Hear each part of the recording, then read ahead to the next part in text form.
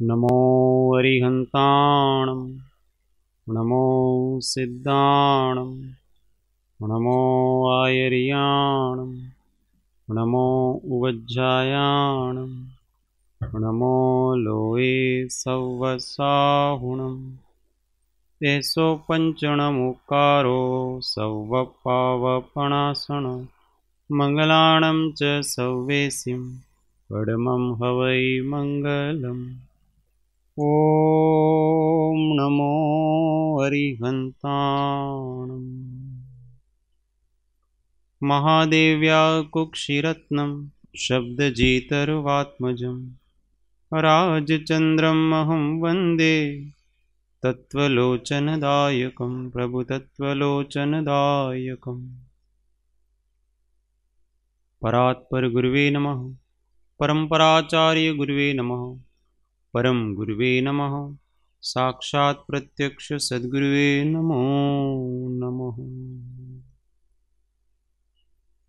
अनंत अनंत भाव भेद थी भरेली भली अनंत अनंत नाय निक्षेपे व्याख्यानी छे। सकल जगत गीत कारिणी हारिणी मोह तारिणी भवाब्धि मोक्ष चारिणी प्रमाणी छे। उपमा आप्यानी जेने तमारा खवीते व्यर्थ आपवाथी निज मति मपाई में मानी छे। अहो राज चंद्र बाळ ख्याल नथी पामताय जिनेश्वर तणी वाणी जाणी तेणे जाणी छे। गुरुराज तणी वाणी जाणी तेणे जाणी छे।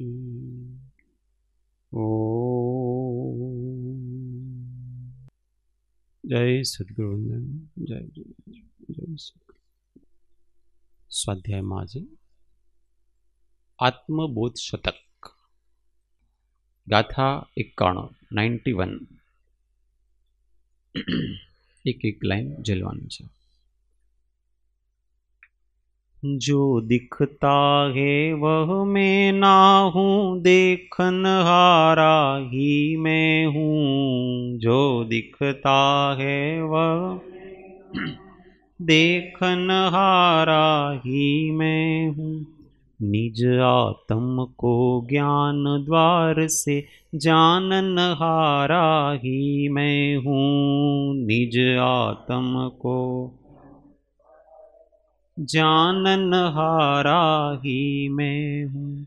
ज्ञान ज्ञान में ही रहता है, पर ज्ञेयों में ना जाता। ज्ञान ज्ञान में ही रहता है, पर ज्ञेयों में ना जाता। ज्ञेय ज्ञेय में ही रहते, पर सहज जानने में आता। ज्ञेय ज्ञेय में ही रहते, सहज जानने में आता। जो दिखता है वह मैं ना हूँ, देखनहारा ही मैं हूँ। निज आत्म को ज्ञान द्वार से जाननहारा ही मैं। ज्ञान ज्ञान में ही रहता है, पर ज्ञेयों में ना जाता। ज्ञेय ज्ञेय में ही रहते पर सहज जानने में आता। ज्ञेय ज्ञेय में ही रहते पर सहज जानने में आता। सैद्धांतिक बात परम सत्य बात है, परमार्थ कीधुं छे आमां। जो दिखता है वह मैं ना हूं, देखन हारा ही मैं हूं। बराबर, जो दिखता है वो मैं नहीं हूं, क्योंकि वो तो पर है, दूसरा है। और जो जानता है वो दिखता है वो मैं। अगर मैं नहीं हूं तो दूसरा दिखेगा कि नहीं दिखेगा? अपने बिना कुछ नहीं है यहां। इस सारे विश्व में अगर मैं नहीं हूं, कुछ नहीं है, इसलिए सब कुछ मैं ही मैं हूं, और तो कुछ है ही नहीं जगत में। आत्मा का एक ऊर्ध्वता धर्म है, समता रमता ऊर्ध्वता, ऐसा कहा ना कृपाल। ऊर्ध्वता का अर्थ ऐसा होता है कि जो प्रथम वो रहता है, फर्स्ट वो है तो दूसरा है। प्रथम हमेशा ज्ञान स्वभाव रहता है, वो है तो ज्ञेय है। अगर इस सारे विश्व में से ज्ञेय निकल जाए तो ज्ञान रहेगा कि नहीं रहेगा? क्योंकि वो ज्ञेय के अधीन नहीं है, परद्रव्यों के अधीन हमारा ज्ञान स्वभाव नहीं है। कोई पदार्थ रहे कि नहीं रहे, मेरा ज्ञान स्वभाव रहेगा, वो स्वभाव कभी नष्ट होगा नहीं। अगर दूसरे ज्ञेयों के अधीन होने लगे कि आप हैं इसलिए मेरी आंखें आपको जान रही हैं, तो मेरा ज्ञान स्वभाव है वो आपके अधीन हो गया ना, ज्ञेय के अधीन हो गया। जब तक ज्ञेय होगा तब तक जानेगा, ज्ञेय नहीं होगा तो नहीं जानेगा। ऐसा नहीं है, आप प्रत्यक्ष हो कि नहीं हो पर ज्ञान तो जानता है। ज्ञान स्वभाव ही ऐसा है। अपने जो 5 इंद्रियां हैं, उस 5 इंद्रियों के जितने विषय हैं, उन सारे विषयों को उनकी समस्त पर्यायों सहित केवली भगवान बिना इंद्रियों का उपयोग किए, सिद्ध भगवान बिना इंद्रिय और मन का उपयोग करे उन सब विषयों को जानते हैं। अपन यूं समझते हैं कि हम छुएंगे नहीं ना तो हमको ये ठंडा है, गर्म है, हल्का है, भारी है, चिकना है, कोमल है, ये कैसे पता पड़ेगा जब तक हम छुएंगे नहीं तो। पर केवली भगवान बिना छुए ही पता पड़ता है उनको कि ये गर्म है, ये ठंडा है, ये हल्का है, वो भारी। छूने की जरूरत नहीं है उसको। हाँ, मतलब स्पर्शेंद्रिय के माध्यम से ठंडा भारी हल्का गर्म इसका ज्ञान हो रहा है, ऐसा नहीं है परमार्थ से।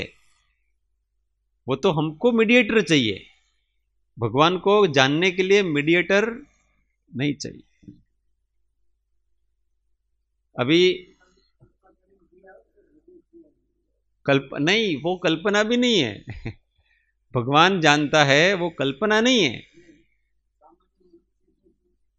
हाँ, ये तो कल्पना तो जोड़ा ज करे छे इसमें तो, पर यहाँ तो ज्ञान स्वभाव की बात कर रहे हैं। ज्ञान स्वभाव किसी का भी आलंबन लिए बगैर इस संसार के जितने पदार्थ हैं उन सारे पदार्थों को जैसे जैसे हैं वैसे वैसे वो जान लेता है,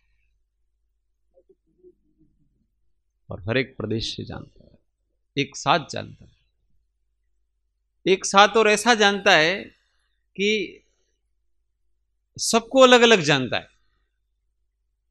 जैसे ये ये कमरा, ये स्वाध्याय हॉल है, इस स्वाध्याय हॉल में आप 1000 लाइट कर दो तो सबका प्रकाश तो मिल जाएगा ना, अलग अलग एक में मिल जाएगा। अब अपन प्रकाश को अलग नहीं कर सकते कि ये प्रकाश कौन सी लाइट से आ रहा है, ये प्रकाश कौन सी लाइट से आ रहा है, अपन नहीं करते हैं। और वो जिनेंद्र देव सबको अलग अलग जानते हैं। उनके ज्ञान में षड द्रव्यों की अनंत पर्याय, भूतकालीन भविष्यकालीन सब पर्याय हैं, और उन सब पर्यायों को अलग अलग, जैसे मैं ये माइक को अलग जानता हूँ, उसको रिकॉर्डर को अलग जानता हूँ, आपको अलग जानता हूँ, आपको अलग जानता हूँ, वैसे सबको मैं अलग अलग करके जानता हूँ। वैसे वो सब एक दूसरे में अंतर्लीन समस्त अर्थ व्यंजन पर्यायों को वो एक साथ युगपत अलग अलग करके स्वतंत्र रूप से जानता। अब देखो ज्ञान, ऐसा ज्ञान स्वभाव अपना पर उस ज्ञान स्वभाव का अपने को पता नहीं है, इसलिए हम उस ज्ञान स्वभाव को छोटी छोटी बातों में मारते रहते। हमको अपने विराट स्वरूप का श्रद्धा नहीं होता है, जिसको वो छोटी छोटी बातों में अपने उस विराट स्वरूप भगवान की अवहेलना कर देता है, अवमानना कर देता है, रागी द्वेषी हो जाता है। हम जब जब भी रागी द्वेषी हो जाते हैं तो समझना कि हमने अपने अंदर बैठे हुए भगवान का अपमान कर दिया। और छोटी छोटी बातों में, जिस बात में कोई तत्व नहीं है, छोटी छोटी बातों में ईर्ष्या के अधीन होकर के, द्वेष के अधीन होकर के पहचान ही नहीं पाता व्यक्ति। अपने कषायों के कारण से न तो सामने वालों को पहचान पा रहा है, न खुद को पहचान पा रहा है, किसी को भी नहीं पहचान पा रहा। एक बार इसकी श्रद्धा हो जाए कि मैं कौन, मेरा क्या सामर्थ्य, तो ये सब छोटी छोटी बातें जीवन में से चली जाती। छोटी छोटी बात में नाराज होना, गुस्से हो जाना, छोटी छोटी इच्छाओं के अधीन हो जाना, अभिमान करना, कपट करना, सब चीजें ठीक है भाई, अपने साथ जो हो रहा है वो पूर्व कर्म के उदय से हो रहा है। अब हमने अपने आप को खूब मारा है, अब हम अपने आप को नहीं मारेंगे। दूसरों के अधीन होकर के, दूसरे के कारण से मैं अपनी हत्या क्यों करूं? आप मुझे दो शब्द निंदा के कह रहे हैं तो उससे प्रभावित होकर के मैं अपना उपयोग क्यों बिगाड़ूं? मैं आपके प्रति क्लेशित क्यों हूं? इससे आपका तो कोई नुकसान नहीं है ना, नुकसान तो मेरा ही है। और अनादिकाल से इस जीव ने ऐसा ही किया है, निमित्त के अधीन होकर के अपने आप को मारा है। तो कम से कम अपन आत्महत्या करना छोड़ें। आत्महत्या दुनिया का सबसे बड़ा है। सब अपने को सुधार ही रहे हैं। इस संसार में अगर सम्यक दृष्टि से देखा जाए तो सब अपने लिए हितकारी है, अहितकारी कोई नहीं है। और मिथ्या दृष्टि से देखा जाए तो हितकारी भी अहितकारी लगता है। आश्चर्यकारक बात है। इसलिए अपने तीसरा नेत्र खोलो, यूं कहते भगवान। अभी तक इन दो नेत्रों से चल रहे हैं, तीसरा नेत्र खोल के जियो तो मजा आता है जीने का। नहीं तो जीवन भर ऐसे कषायों में, ये सब देवशास्त्र गुरु का समागम कषायों में निकल जाता है। बहुत से लोगों का जीवन तो दूसरों को पहचानने में ही लगा जाता है, ये कैसा है, ये ऐसा है, दूसरों की आलोचना करने में ही। उनके जीवन के 24 घंटे में ज्यादा समय तो दूसरे उपयोग में चलते हैं। खुद का कल्याण उपयोग में, दूसरा ही उपयोग में चल रहा है। तो वही ऐसा बहुत बड़ा मौका मिला है। ज्ञेयों को निकालो, ज्ञान को उपयोग में रखो। निज आत्म को ज्ञान द्वार से जानन हारा ही मैं हूं। अपने को भी मैं जानता हूं। किससे जानता हूं? ज्ञान द्वार से। मैं ज्ञान से अपने को जानता हूं। अपने को जब कहते हैं तब पूरा आत्मा लेना। उस पूरा आत्मा है, उसमें अनंत गुण हैं, उसकी अनंत पर्याय हैं, समय समय उनके भाव हो रहे हैं। तो उन सबको जानता कौन है? हम ही जानते हैं। हम का मतलब आत्मा का जो ज्ञान गुण है वो संवेदन का काम करता है। आत्मा और ज्ञान कोई अलग नहीं है, ज्ञान उसका एक गुण है, ऐसे अनंत गुण उसमें है। पर जानने का काम, संवेदन करने का काम, अनुभूति का काम है, वो उसका ज्ञान करता है। अगर ज्ञान नहीं हो तो अपना अनुभव कौन करे?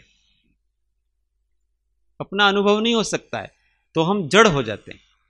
जैसे जड़ है, उसके अस्तित्व की अनुभूति जड़ को नहीं है।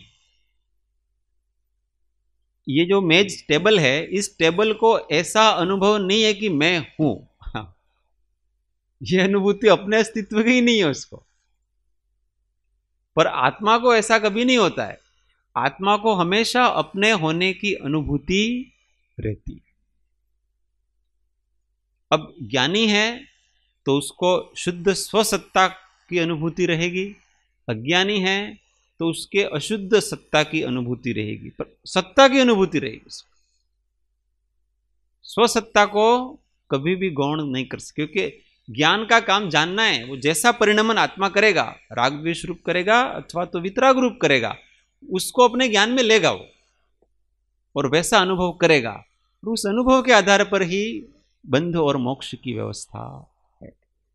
कि ज्ञान जब रागी द्वेषी राग द्वेष का अनुभव करता है, आकुलता व्याकुलता का अनुभव करता है, तो बंध में पड़ा हुआ है। पुद्गल कर्म प्रदेशम छिद्दम, ऐसा आता है ना, किसमें है वो? पुद्गल कर्म प्रदेशों में स्थित है। जब राग द्वेष की अनुभूति करता है ज्ञान, और जब वितराग भाव की अनुभूति करता है, तो वो अपने स्व समय में स्थित है। इसलिए अपने को जानने वाला भी अपन ही।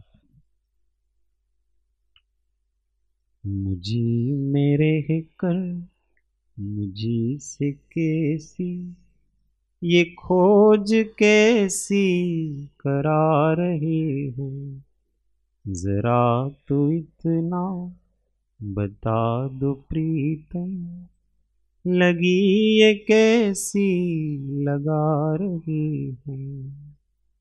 कितना सुंदर पद लिखा। अपने में ही हम रहते हैं और हमको ही हमारी खोज करनी है। अपने से ही अपने को खोजना है।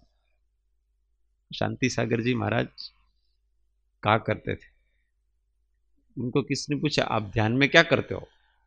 आप तो सारा दिन भर बैठे रहते हो। ऐसा है तो मैं अपने से अपनी खोज करता हूं, मेरे अपने ज्ञान से गायक की ओर मैं जाता हूं।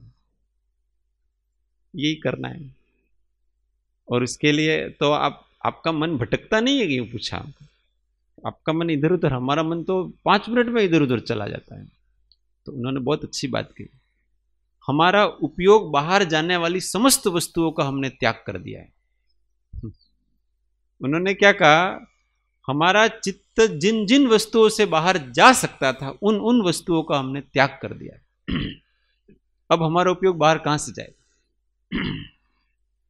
हमने घर का त्याग कर दिया है, माता पिता का त्याग कर दिया है, कुटुंबियों का त्याग कर दिया है, भोजन आदि की वासना का त्याग कर दिया है, शरीर के प्रति आसक्ति का त्याग कर दिया है, साधर्मी इत्यादि के प्रति भी वात्सल्य है तो वो ठीक है, जब हम बहिर्मुख होते हैं तब है।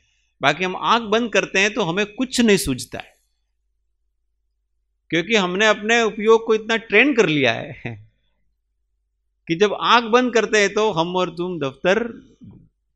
क्योंकि जो जो बाहर ले जाने वाली वस्तुएं हैं, संकल्प विकल्प कराने वाली वस्तुएं, उन सब का हमने त्याग कर दिया। तो कहां जाएगा उपयोग? कहीं नहीं जाएगा ना। जुड़ाव तो कहीं से है ही नहीं, उसका कनेक्शन कट गया। सारी लाइनें ऑफ करके काट करके बैठे हुए, तभी आत्मा का आनंद मिलता है। अभी अपन तो लाइनें जोड़ जोड़ करके फिर अभ्यास करते हैं, हूं आत्मा छू, पर वो अंदर से लाइन जुड़ी हुई है। तो आत्मा तो छुई होती है उसमें, जिसके अभ्यंतर ग्रंथियां एक दूसरे के साथ बंधी हुई है। घर के साथ बंधी हुई है, पति के साथ बंधी हुई है, पत्नी के साथ बंधी हुई है, पुत्र के साथ बंधी हुई है, मित्रों के साथ बंधी हुई है, अपने काम क्रोध मान आदि यश कीर्ति आदि के साथ बंधी हुई है। ये जब बांध के बैठे हैं तो अंदर कैसे जाएगा अपना उपयोग? भले तो इस खोपड़े में भले करो ना ऐसा दिन भर कि मैं आत्मा हूं, शुद्ध हूं, बुद्ध हूं, चैतन्य हूं, पर वो कनेक्शन नहीं टूटेगा जब तक, तब तक ये आत्मा अपने स्वरूप में स्थित होगा। कनेक्शन तोड़ने का काम, चारित्र का मार्ग ही अंदर से कनेक्शन तोड़ने का काम है, वो चारित्र का मार्ग है। और आत्मा का आनंद तो चारित्र से मिलता है। कितने भी हमारे पास ज्ञान श्रद्धान हो जाए, पर सच्चा आनंद प्राप्त करना है तो वो कनेक्शन टूटेगा तो अंदर उपयोग जाएगा, नहीं तो चलो। ज्ञान ज्ञान में ही रहता है, पर ज्ञेयों में ना जाता। ज्ञान किस में रहता है? ज्ञान में रहता है, पर ज्ञेयों में नहीं जाता। हमको जानने के लिए किसी वस्तु के पास जाने की जरूरत नहीं है। हमारा ज्ञान अपने अपने प्रदेश में रह करके ही उस वस्तु को जान लेता है। जो सामने आती है वस्तु जान लेते हैं। दर्पण के सामने, जो भी दर्पण किसी के सामने जाता है? नहीं जाता। दर्पण के सामने जो आता है वो दर्पण में झलक जाता है। और ज्ञान स्वभाव तो इससे 2 कदम आगे, कि उसके सामने नहीं आए तो भी झलकता है। हमारा ये अभी शरीराकार आत्मा है ना, यहां तक है। तो अभी हमारे प्रत्यक्ष सामने आते हैं वो हम इंद्रियों से देखते हैं, परंतु अतीन्द्रिय ज्ञान है वो उसके सामने नहीं आए तो भी देखता है। लोकालोक केवली भगवान तो एक जगह बैठे हैं और देख सबको रहे हैं, लोग उनके सामने कोई नहीं आ रहा है पदार्थ, तो भी सब उनके ज्ञान में आ रहे हैं। और ऐसा भी नहीं है कि वो ज्ञान बाहर जाता होगा,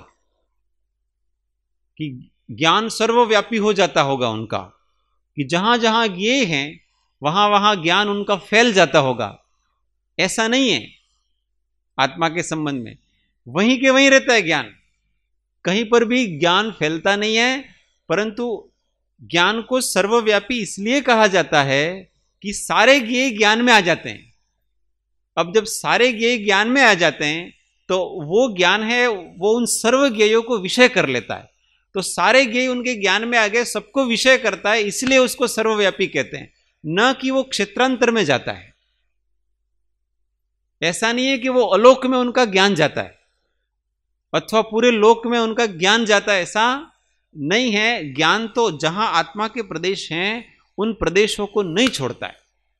अगर छोड़ दे तो बाहर निकल जाए गुण, आत्मा से गुण बाहर निकलने लगे, ज्ञान गुण बाहर निकले तो ज्ञान बाहर निकले, दर्शन भी बाहर निकलेगा, सुख भी बाहर निकल जाएगा, सब बाहर निकल जाएगा उसके। तो आत्मा से कभी कोई बाहर निकलता नहीं।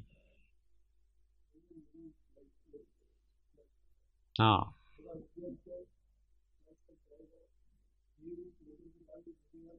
हाँ, देखो ऐसा है, छद्मस्त का जानना अलग प्रकार से होता है, वो उसको आंख की जरूरत पड़ती है।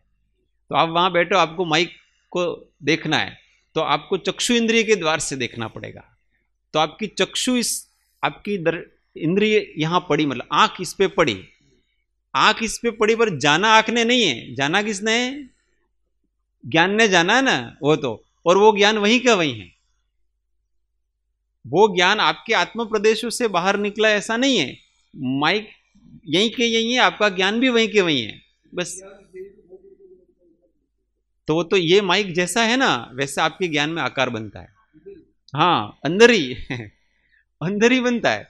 जैसे दर्पण में आकार बनता है ना, जैसे मोर खड़ा कर दो सामने तो मोर का आकार दर्पण में बना, पर वास्तव में वो मोर दर्पण है क्या? वास्तव में वो मोर कौन है? मोर में दर्पण है क्या? वास्तव में मोर में दर्पण नहीं है, केवल उसका आकार है। और वो आकार किसका है? मोर का है, मोर का नहीं है, दर्पण के प्रदेशों का। हाँ, वो आकार मोर का भी नहीं है, वो तो दर्पण के प्रदेश, दर्पण है वो मोर के आकार रूप हुआ है। अगर मोर का आकार मानो, वो मोर की पर्याय मान लो।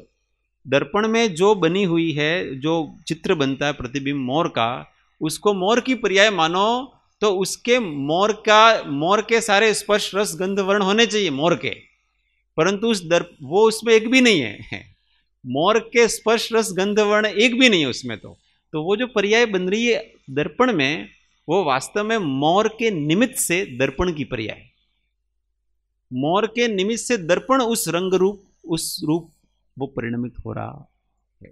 तो ऐसे ही जो भी ज्ञेय होता है वो ज्ञान में झलकता है, तो ज्ञेयाकार हो जाता है ज्ञान। तो आप जैसे हैं ना, वैसा का वैसा बिंब यहां पड़ता है ज्ञान में, वैसा का वैसा। आप सफेद हैं, आपके इतने बाल हैं, वो सब यहां ऑटोमेटिक चित्र छप जाता है।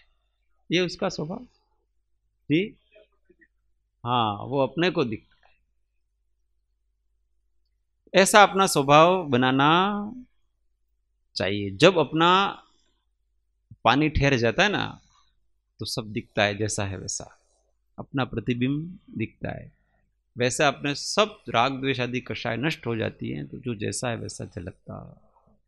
प्रयत्न करना चाहिए। मने तू मारा मां देखाय, एवो हृदय बनावो मारू। मने तू मारा मां देखाय, एवो हृदय बनावो मारू। प्रभु ने રહેવાનું મન થાય, એવું હૃદય બનાવું મારું, મંદિર કહેવાનું મન થાય, એવું હૃદય बनाऊं मारू। हमें कुछ नहीं करना है, हमें तो अपने उपयोग को, अपने आत्मा को निर्मल करना है बस, बाकी सब काम ऑटोमेटिक होता जाता है, अपने को इतना ध्यान रखना बस। इसी कारण से मोक्ष मार्ग किसी अपेक्षा से सरल है। आत्मा का स्वरूप बहुत ही गूढ़ है और उस स्वरूप की उपलब्धि बहुत सरल है, और उसकी उपलब्धि का मार्ग है वो बहुत सरल है, क्योंकि उसमें करना कुछ नहीं, किसी की अधीनता नहीं, अपने स्वभाव को पहचानो और निर्मल रहो, निर्दोष रहो, बस हो जाएगा काम। ज्ञेय में ही रहते पर सहज जानने में आता है। ज्ञेय तो ज्ञेय में ही रहता है, वो मोर है वो उस दर्पण में नहीं आ गया है, वो वहीं रहता है, पर वो दर्पण में सहज जानने में आता है। ऐसे इस ज्ञान दर्पण में सब सहज जानने में आता है। इस सृष्टि का परम सत्य है, परम तत्व, ये ज्ञान जिसको हो जाता है ना, बस उसके भाव चुलुक प्रमाण इतना रहता, इतनी श्रद्धा करनी है, अपने ज्ञान स्वभाव की श्रद्धा इस जीव को करनी, पर वो होने में पसीना आ जाता है क्योंकि दिन भर वो पर्यायों में चलता रहता है ना, कठिन है, पर जो कठिन है वही करना है। चलो अब 92 नंबर की 92 एक एक लाइन चलना।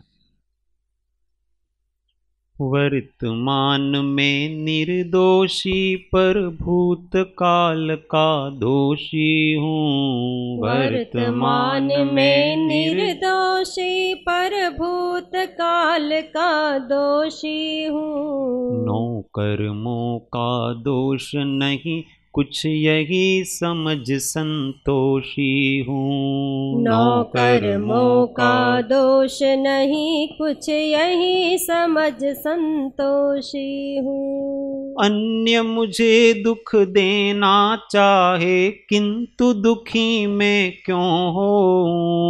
अन्य मुझे दुख देना चाहे, किंतु दुखी मैं क्यों हो। आत्मधरा पर कषाय करके नए कर्म को क्यों बोऊं। आत्मधरा पर कषाय करके नए कर्म को क्यों बोऊं। वर्तमान में निर्दोषी पर भूतकाल का दोषी हूँ। नौ कर्मों का दोष नहीं, कुछ यही समझ संतोषी हूँ। अन्य मुझे दुख देना चाहे, किंतु दुखी मैं क्यों हूँ। आत्मधरा पर कषाय करके नए कर्म को क्यों बोऊं। आत्मधरा पर कषाय करके नए कर्म को क्यों बोऊं। वर्तमान में निर्दोषी पर भूतकाल का दोषी हूं। कभी कभी हमको लगता है कि हमने कोई दोष नहीं किया है, फिर लोग क्यों हमको दोषी कहते हैं। मैं कभी किसी का कुछ नहीं बिगाड़ता हूं, फिर भी लोग मेरा ही बिगाड़ने में लगे हुए हैं ऐसा कहते हैं। तो कहते हैं कि वर्तमान में निर्दोषी, तूने वास्तव में वर्तमान में तो वास्तव में तूने कुछ नहीं किया है, पर भूतकाल का दोषी हूं। तूने भूतकाल में किया था, इसका अभी मिल रहा। इसका अर्थ यह है कि अच्छी बात है ये कि भूतकाल के कर्म खत्म हो रहे हैं, भूतकाल के पाप कर्म है वो उदय में आकर के खत्म हो रहे हैं, तो दुखी नहीं होना। पाप कर्म कोई खत्म होता है तो दुखी होता है। अपने शरीर का मेल निकलता है तो कोई दुखी होता है क्या? दुखी नहीं होता है ना। जैसे अपने को कोई फोड़ा हुआ ना, फोड़ा, उस फोड़े में से वो पीप जम जाते हैं, तो वो डॉक्टर निकालता है। तो डॉक्टर निकालने के लिए कभी कभी दबाता भी है। वो दबाता है ना तो इसको बहुत दर्द होता है, पर डॉक्टर को पता है कि जब तक ये नहीं निकलेगा ना तब तक इसके अंदर की पीड़ा जाएगी नहीं। ऐसा ही अपने ये जो पूर्व कर्म है, पाप कर्म है, वो ऐसे पीप बन करके अंदर हैं, पीड़ा पीड़ा कर रहे हैं अपने। वो अब वो निकल जाए तो अच्छा है ना, पर जब निकलते हैं तो वो कोई डॉक्टर निकालता है उनको। जब गुरु निकालते हैं अथवा कोई भी प्रकार से उदीर्णा होती है, कैसे भी तपस्या आदि करते हैं तो उनकी उदीर्णा होती है, और जब निकलते हैं उस समय उसको ऐसा लगता है वो बहुत कठिन है। परंतु जो सम्यक दृष्टि है उस जीव को तो प्रसन्नता होती है कि देखो भाई मेरे कर्म, ये मेरा पीप अंदर से कचरा जा रहा है, जाने दो, अच्छा है, अभी मैं थोड़ी देर में शांत पड़ जाऊंगा। शांत पड़ जाता। कर्म भूतकाल का दोषियों, भूतकाल में हमने जो जो भी किया है वर्तमान का फल उसमें आए मिलेगा। और जैसी करनी वैसी, पहले बहुत फिल्म का एक गीत था, मेरे को बहुत पसंद था, जो बोएगा वही पाएगा, तेरा किया आगे आएगा, सुख दुख है क्या फल कर्मों का, जैसी करनी वैसी भरनी, जैसी करनी वैसी भरनी। उस पिक्चर में यही सिद्धांत बताया था, जैसी करनी वैसी भरनी, वही सिद्धांत उनका था। क्योंकि वो जो पिता थे उन्होंने उनके पिता को छोड़ दिया, दुखी किया बहुत, तो फिर उनके बच्चों ने भी बाद में उनके साथ ऐसा ही किया। तो वो पूरा सिद्धांत बताया था उन्होंने। तो वो जो उनका बच्चा पोता था, वो उसने फिर बाद में कहा कि देखो तुमने दादाजी को परेशान किया ना, इसलिए अब तुम्हारे लड़के तुमको परेशान कर रहे हैं। इसलिए हम जैसा करते हैं वैसा मिलता है। किन्हीं किन्हीं का वर्तमान में मिल जाता है, किन्हीं किन्हीं का अगले भव में मिल जाता है। 9 कर्मों का दोष नहीं कुछ, यही समझ संतोषी। 9 कर्मों का दोष नहीं कुछ। 9 कर्म का मतलब जिन निमित्तों से हमारे वो कर्म उदय में आए हैं उनका नाम 9 कर्म कहलाता है। या तो शरीर आदि हैं, अथवा तो बाहर का कोई व्यक्ति है, वस्तु है, कोई भी हो, जिनके कारण से हमको राग द्वेष हो रहे हैं, कुछ भी हो रहा है अपने, तो उनका कोई दोष नहीं है, यही समझ संतोषी हो। देखो इतनी समझ आ गई तो कितना संतोष भाव। अमे कर्मो बांध्या छे माटे हमारो दोष छे। अब ऐसे व्यक्ति को कौन दुखी कर सकता है? कोई नहीं दुखी कर सकता है ना। यही बात है, अन्य मुझे दुख देना चाहे किंतु दुखी में क्यों हो। अन्य मुझे किसी भी प्रकार से दुख देना चाहे परंतु मैं दुखी क्यों? अन्य दुख देना चाहे और हम दुखी होते हैं, इसका मतलब हम हार गए। देखो दुष्ट व्यक्तियों की ऐसी प्रवृत्ति होती है कि वो सुखी व्यक्ति होता है, प्रसन्न होता है, शांत होता है, उसको अशांत करना, दुखी करना, ये उनकी वृत्ति होती है दुष्ट व्यक्तियों की। अब वो जिसको दुखी करना चाहता है वो कुछ न कुछ ऐसा करेगा कि जिससे ये दुखी हो। या तो उसकी निंदा करेगा, या उसका कुछ ले लेगा, अथवा कोई ना कोई कराएगा, उससे मित्रों को छुड़ा देगा। तो जब वो व्यक्ति उसके दुखी करने से दुखी होता है तो दुष्ट जीतता है और उस दुष्ट व्यक्ति को प्रसन्नता मिलती है। वो बहुत खुश होता है और फिर से नया दुख देता है आपको। क्यों? क्योंकि उसको तो दूसरों को दुखी देखने में ही सुख है, और जैसे जैसे हम उसके अनुसार होते जाते हैं तो उसका उत्साह बढ़ता जाता है।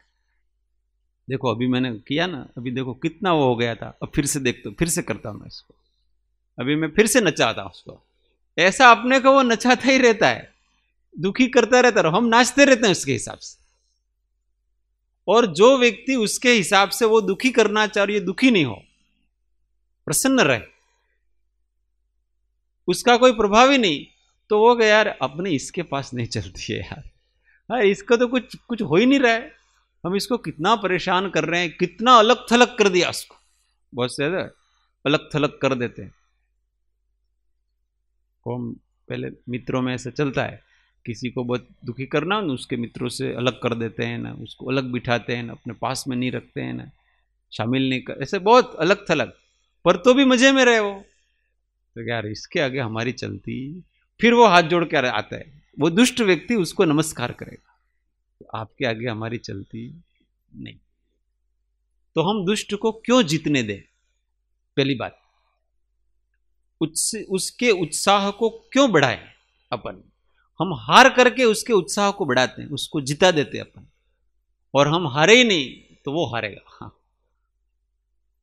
ऐसे अपने को अपने कर्मों को हराना है, ऐसे ही दूसरे दुष्ट व्यक्तियों को अपने को, वो तो बार बार आएंगे और अपने को परेशान करेंगे, परंतु हम नहीं होंगे परेशान। बहुत हो गया, अब तक बहुत बह चुका पानी।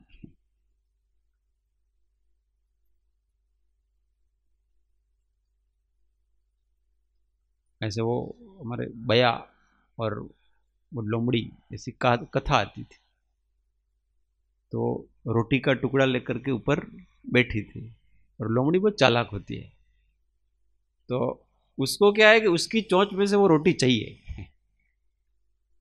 तो अब वो कैसे करें?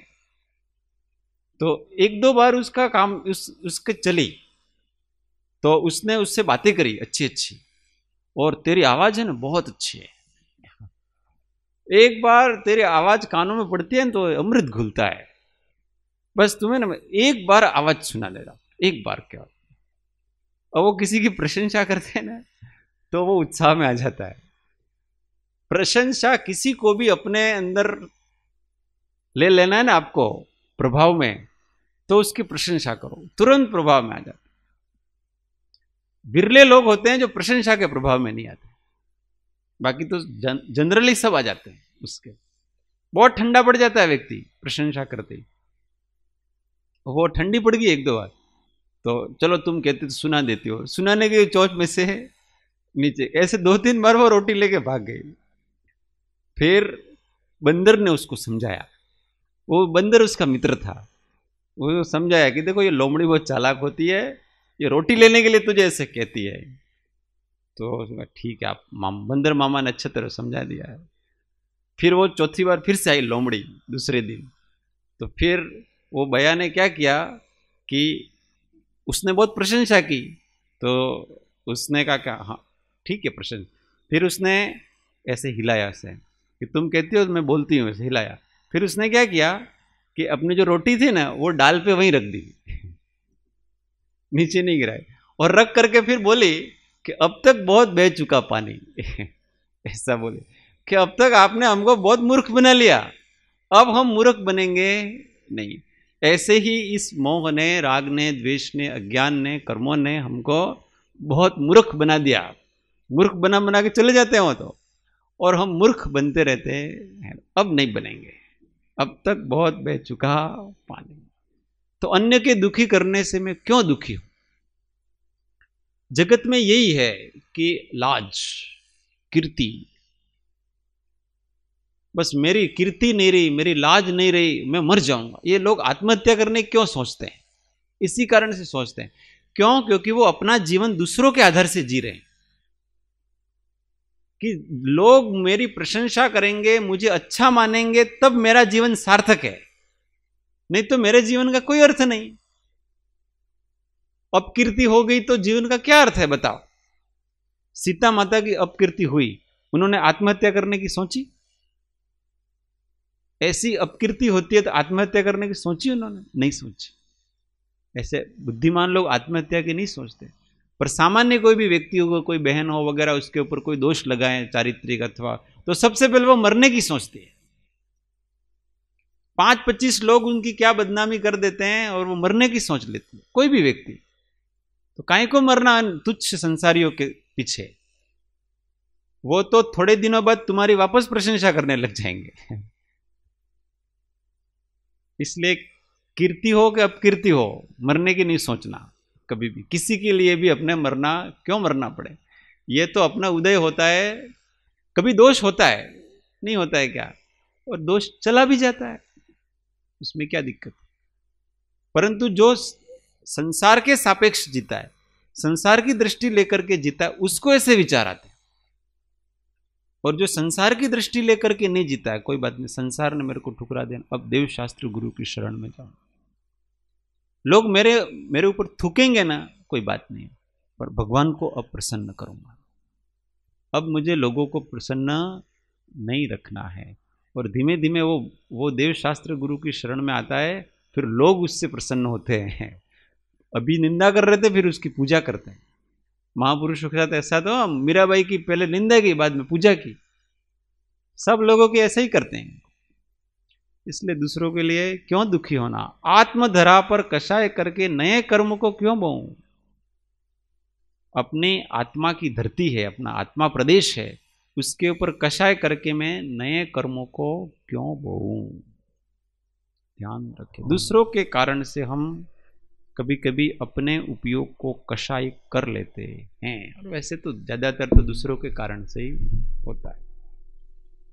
स्व सापेक्ष जीवन जीने का अभ्यास करना चाहिए, व्यक्ति दुखी नहीं होता है।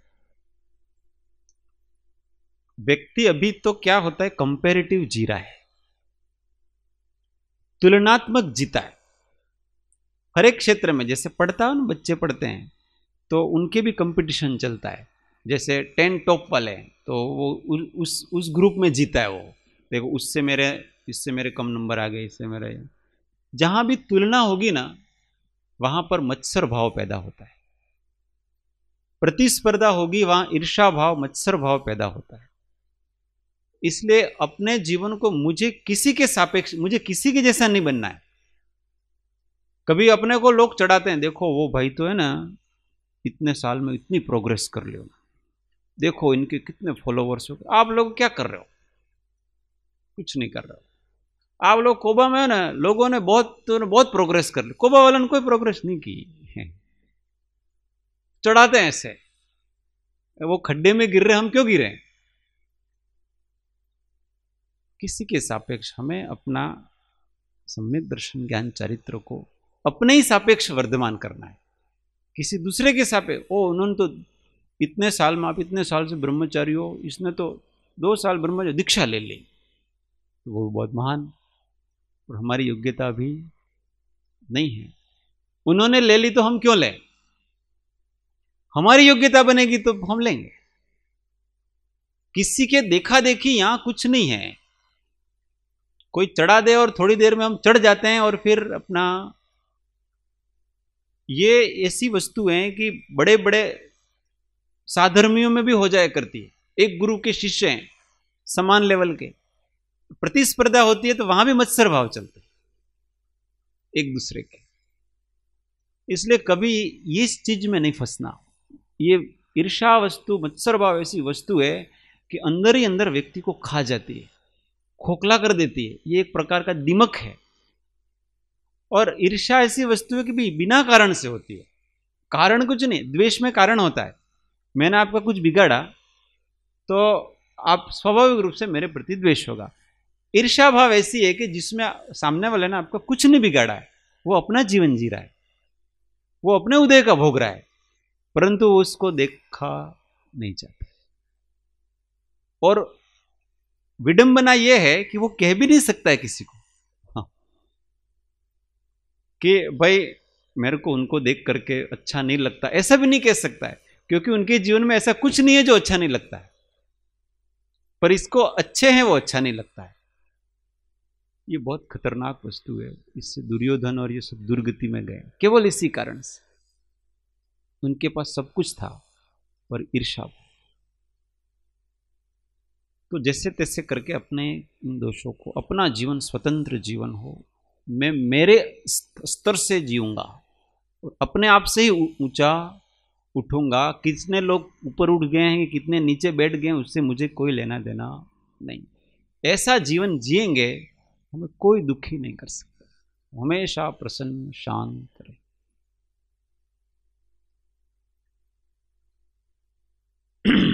तत्व ज्ञान से जीवन जीवन।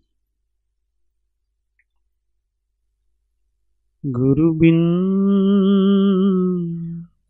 कौन बतावे बात, बड़ा विकट यम घात हो, बड़ा विकट यम घात। भ्रांति की पहाड़ी नदिया बीच में, अहंकार की लाट, बड़ा विकट यम घाट हो, बड़ा विकट यम घाट।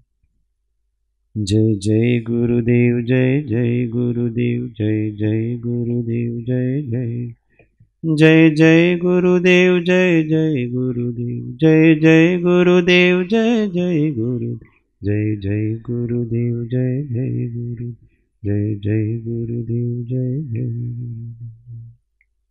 सद्गुरु परम कृपालु त्रिलोकनाथ की जय, सब संतन की जय।